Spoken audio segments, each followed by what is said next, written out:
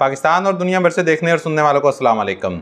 इमरान खान साहब के अदालती मामलात के हवाले से आपको ब्रीफ करूंगा इस वीडियो में। इसके अलावा जीबी में जो इलेक्शन हुआ है उस पर भी अपडेट करेंगे, क्या सूरत हाल है वहाँ की। और इमरान खान साहब के हवाले से वैसे मेन खबरें हैं, काफ़ी सारी खबरें हैं आज इमरान खान साहब के हवाले से। और इसके अलावा जी इंडिया की जो G20 कॉन्फ्रेंस हुई है उस पर भी बात करेंगे। और एक नैब से एक और इस्तीफ़ा आ गया है, 3-4 दिन के अंदर ये दूसरा इस्तीफ़ा नैब से आ गया है, वो भी आपको मैं बताता हूँ। सबसे पहले खबर ऑफिशियल सीक्रेट एक्ट की अदालत के अंदर इमरान खान साहब की साइफर केस के अंदर जो दरख्वास्त ज़मानत का मामला था वहाँ पर पहले तो सुबह जो है प्रोसिक्यूशन के वकील पेश नहीं हुए थे, उसके बाद वो मामला जो है वो सुना गया। 1 बजे उसकी समाअत थी, तो उसकी अब 14 सितंबर तक समाअत मुलतवी हो गई है। आइंदा समाअत पर इमरान खान के वकला को दरख्वास्त पर तकनीकी एतराज़ात दूर करने की अदालत ने हदायत कर दी है।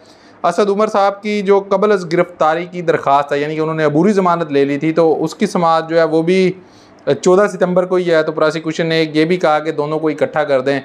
तो अब ये 14 सितंबर तक, यानी कि आज 11 है, 3 दिन के बाद इमरान खान साहब के इस मुकदमे में दोबारा समाअत होगी। इसके अलावा चौधरी परवेज़ इलाही साहब की जो ज़मानत थी, दरख्वास्त इसी अदालत के अंदर था, वो मामला भी उसके अंदर कल की यानी कि 12 सितंबर की तारीख डली है, कल उस पर समाअत मुमकिन हो सकेगी।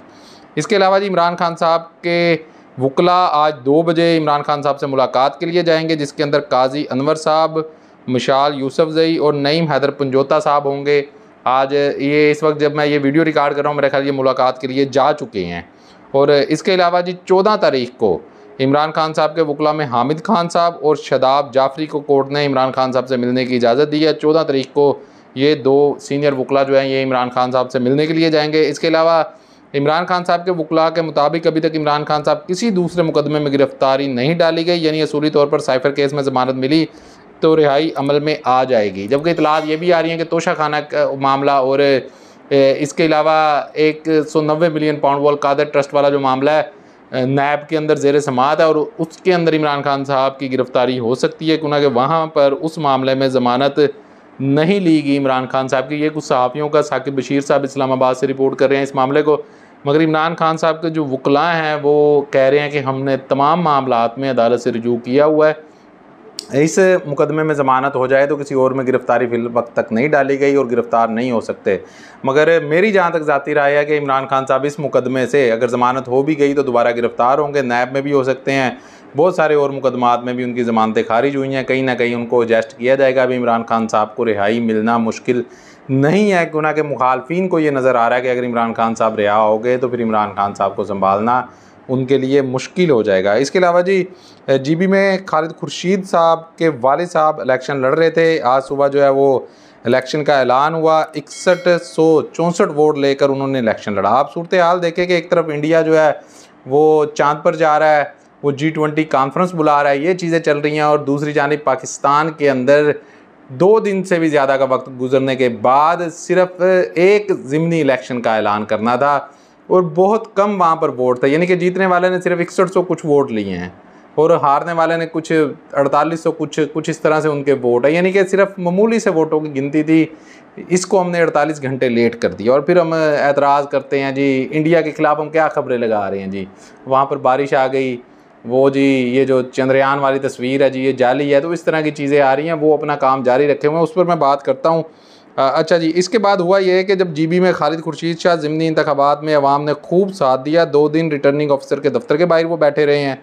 उसके बाद ये हुआ था वोट की हिफाजत। अब जैसे ही रिटर्निंग ऑफिसर ने नताइज जारी किए तो जीबी चीफ इलेक्शन कमीशन ने नताइज रोकने का हुक्म जारी कर दिया, यानी कि अब इलेक्शन के नताइज तो जारी कर दिए वहाँ पर रिटर्निंग ऑफिसर ने, वो आगे कौम के सामने जैसे ही वो आए तो चीफ इलेक्शन कमिश्नर साहब जो हैं वहाँ के, उन्होंने मामला रोक दिया। तो बहरहाल देखते हैं जी कब तक इस मामले को रोक सकते हैं। अब आप ये देखें कि अगर ये एक ज़िमनी इलेक्शन इस तरह से हो रहा है तो पूरा जो पाकिस्तान के अंदर जनरल इलेक्शन होने हैं उनके ऊपर कैसे सवालिया निशान उठेंगे इस इलेक्शन कमिश्नर के होते हुए। तो बस ये अल्लाह ही हाफिज़ है जी पाकिस्तान का इस हवाले से।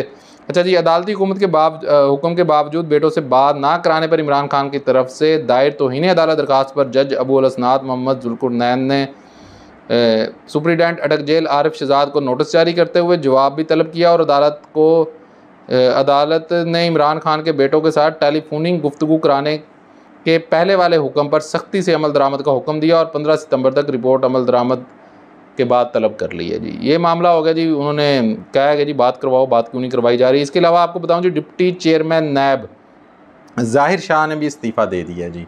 ये अभी की खबर है कि डिप्टी चेयरमैन नैब ने भी इस्तीफ़ा दे दिया। इससे पहले मैंने आपको बताया था कि नैब से प्रोसिक्यूटर जनरल सैयद असगर हैदर कबल अज़ वक्त मुस्ताफ़ी हो गए थे, जिन्होंने अपना इस्तीफ़ा चेयरमैन नैब को भिजवा दिया था और 15 सितंबर तक इस्तीफ़ा कबूल किया जाए। यानी कि उन्होंने कहा था जी 15 सितंबर तक मेरा इस्तीफ़ा कबूल कर लें तो मैं इस ओहदे से दस्तबरदार हो रहा हूँ। तो अब ये नैब से मेरे ख्याल कुछ 3 या 4 दिन पहले की ये खबर है। मैंने इसके ऊपर वीडियो में भी बताया था आपको कि नैब से एक बड़ा इस्तीफ़ा आया है। ये वो साहब थे जिन्होंने, असगर साहब ने पहले इस्तीफ़ा दिया। इन्होंने इमरान खान साहब के 190 मिलियन पाउंड और तोशाखाना केस जो है इस मामले को उन्होंने रेफरेंस की मंजूरी देनी थी उन्होंने, तो इस मामले पर उन्होंने इस्तीफ़ा दे दिया था। अब डिप्टी चेयरमैन नैब ज़ाहिर शाह ने भी इस्तीफ़ा दे दिया है। तो ये एक मेरा ख्याल है कि बड़ी चीज़ है जो कि हो रही है और इन्होंने इस्तीफ़ा दे दिया है। अचानक से नैब के अंदर 2 बड़े इस्तीफ़े ये आए हैं। देखते हैं जी और भी कोई इस्तीफ़े आते हैं। पहले नैब चेयरमैन इस्तीफ़ा दे गए थे, उसके बाद ये चेयरमैन नैब आए थे, तो फिर तोशाखाना का मामला इमरान खान का साहब के ख़िलाफ़ चला था। अब जिन अफराद ने इस्तीफ़ा दिया है, ये भी हो सकता है कि इसी तरह का कोई प्रेशर हो, ये कोई गलत काम ना करना चाह रहे हो, फिर इनकी जगह जो लोग आएंगे काम तो करवा लिया जाएगा डंडे के ज़ोर पर। अच्छा, जिसके अलावा इंडिया में G20 कॉन्फ्रेंस हुई है, वहाँ पर मोहम्मद बिन सलमान आए हुए थे। अब लोग बहुत बातें कर रहे थे कि सितंबर के अंदर मोहम्मद बिन सलमान जो है वो पाकिस्तान का दौरा करेंगे। ये खबरें हम पिछले 1-1.5 महीने से मुसलसल सुन रहे थे और बहुत बातें की जा रही थी, मगर मोहम्मद बिन सलमान पाकिस्तान नहीं आए, वो चले गए हैं। अब देखें कब वो दौरा करते हैं पाकिस्तान का। इस निगरान हुकूमत के होते हुए वो करना भी चाहते हैं या वो कोई मुस्तकिल हुकूमत जो पाकिस्तान के इलेक्शन के बाद आ जाए, हो सकता है वो उसके साथ इंटरेस्टेड हो। जब इमरान खान साहब के दौर के अंदर आए थे मोहम्मद बिन सलमान, तो आप जानते हैं कि कितना अहम वो दौरा था और किस तरह इमरान खान साहब गाड़ी में उनको खुद लेकर आए और जब इमरान खान साहब वहाँ पर गए तो वहाँ पर भी इसी तरह की मुलाकातें हुई थी। तो अभी भी उसकी वीडियो सोशल मीडिया के ऊपर गर्दिश कर रही हैं। मगर मोहम्मद बिन सलमान इंडिया तो गए, वो इंडिया से होकर चले गए वापसी, वो पाकिस्तान नहीं आए। इसके अलावा जो बाइडन जो है अमेरिकी सदर, वो भी इंडिया आए हैं और ये बहुत अहम चीज़ें हैं। लोग बातें कर रहे हैं, जाहिर बात है कि इंडिया जो है वो अमेरिका के लिए अहम है। अमेरिका चीन के लिए यहाँ पर किसी ताकत को सामने लाना चाहता है। तो सदर जो बाइडन भी आए, 20 ममालिक के सरबराह यहाँ पर आए हैं। G20 कॉन्फ्रेंस उन्होंने की है, बहुत सारे ममालिक के यहाँ पर सरबराह मौजूद थे। तो वो लोग आए हैं, वो अपना काम जारी रखे हुए हैं। आप कह लें जी वो चाँद पर नहीं गए, जाली वीडियो भेज दी है। आप कह लें जी वहाँ पर बारिश आ गई थी तो इस वजह से जो है वो तो उनका पोल खुल गया। आप कह लें जी उन्होंने कच्ची आबादियों को किसी तरह से ढांप दिया, उन्होंने ये कर दिया, आप जो मर्ज़ी कहते रहें। मगर वहाँ पर इस वक्त G20 कॉन्फ्रेंस हुई है। सदर जो बाइडन और मोहम्मद बिन सलमान आए हैं, जिन पर आप 1.5 महीने से खबरें चला रहे थे कि मोहम्मद बिन सलमान पाकिस्तान आएंगे, मगर वो पाकिस्तान नहीं आए, मगर वो इंडिया गए हैं। तो ये इस वक्त जी बिलावल साहब कहते थे हमारी सफारती बड़ी कामयाबियां हैं, दौरे किए हैं जी, पिछली हुकूमत तो तबाह कर गई थी और हमने पता नहीं कौन सा तीर मार लिया पिछले 16 महीने में। 16 महीने में आप तो मोहम्मद बिन सलमान का दौरा नहीं करवा सके। पिछली हुकूमत में तो इमरान खान साहब के दौर में तो मोहम्मद बिन सलमान का दौरा हो गया था, मगर आप नहीं करवा सके। उसके अलावा शहबाज शरीफ साहब जी वो आंबों की पेटियां दे रहे थे और वो कह रहे थे जी मैं तो बड़ी कामयाब सफारतकारी कर रहा हूँ और फलाना ढिमकाना। तो मांगने वालों की इज़्ज़त नहीं होती, आप मांगते रहेंगे, दुनिया जानती है। हमारे दोस्त ममालिक अब जान के ना वो तंग आ गए हैं। आप खुद सोचेंगे आप किसी शख्स से मदद के लिए चले जाएँ, 1 बार जाएँ, 2 बार जाएँ, जब आप बार बार जाएंगे वो कहेंगे यार इस बंदे का तो काम ही है कि पकड़ा हुआ है, बार बार आ जाता है, कितनी दफ़ा इसकी मदद करें। फिर वो आपकी बात भी नहीं सुनते, फिर लोग आपका फ़ोन उठाना भी छोड़ देते हैं, फिर लोग आपकी शक्ल देख के मुंह फेर के निकल जाते हैं कि यार इसका तो काम ही यही है। तो पाकिस्तानियों का भी काम तो यही है ना कि हर वक्त मदद मदद मदद। तो दूसरे ममालिक भी तंग आ गए हैं कि 75 साल से यही सिलसिला इनका चल रहा है, ये अपने पाँव पर क्यों खड़े नहीं होते। मसला हमारा ये है कि हमारे जो सियासतदान हैं उनके आप देख लें कि वो कहाँ से कहाँ पहुँच गए कि लंदन में अब फ्लैट बन गए और पता नहीं क्या कुछ उन्होंने बना लिया, मगर पाकिस्तान का उन्होंने बेड़ा गर्क कर दिया। वजह यही है कि उन्होंने पाकिस्तान का नहीं सोचा, अपनी औलादों का सोचा है, अपने बारे में सोचा है।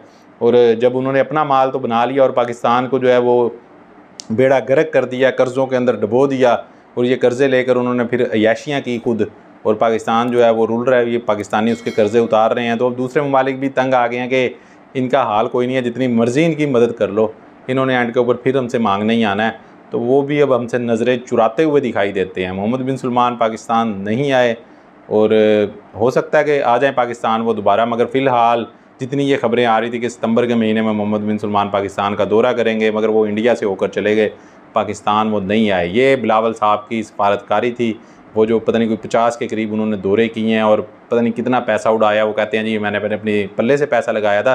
तो जो पूरे पूरे वफद जाते थे उनका पैसा तो उन्होंने नहीं लगाया होगा, उन्होंने अपना कोई होटल के कमरे का किराया खुद दे दिया होगा, अपने ज़ाती दे दिया होगा ना। ये तो नहीं होगा कि अगर 50 लोगों की टीम लेके गए हैं तो 50 लोगों के उन्होंने होटल के खर्चे सारे खुद किए होंगे, तो ऐसा तो नहीं होगा। ये तो कोई बाद में हुकूमत आएगी तो वो चीज़ें हमारे सामने आएंगी कि कितनी पैसे ये उड़ा कर गए हैं इन दौरों में। बहरहाल सूरत हाल आपके सामने है। इस वक्त अगर हम कहें कि इंडिया जो है वो सफारतकारी में हमसे कामयाब जा रहा है, लोग वहाँ पर पैसा इन्वेस्ट करना चाहते हैं। लोग किसी ऐसे मुल्क में पैसा नहीं इन्वेस्ट करना चाहते जहाँ पर उनको ख़तरा हो कि हमारा पैसा डूब जाएगा। तो इस सारी चीज़ को बेहतर करने के लिए पहले लोगों को एतमाद देना होगा। अगर आप लोगों के कारोबार सील कर रहे हैं वो सिर्फ सियासी बुनियादों के ऊपर लोगों के कारोबारों को आप सील कर देते हैं, लोग बेचारे अपनी जानें बचाते छुपते फिर रहे हैं, तो फिर मेरा नहीं ख्याल कि कोई इतना दिल रखेगा कि मैं बाहर से पैसा लेकर आकर इस मुल्क में लगाऊं जहां पर मुझे पता नहीं है कि कब जो है वो हालात बदल जाएं और कब हमारे खिलाफ क्रैकडाउन शुरू कर दिया जाए। मिलते हैं इंशाल्लाह अगली वीडियो में। अपना ख्याल रखिएगा। अल्लाह हाफ़िज़।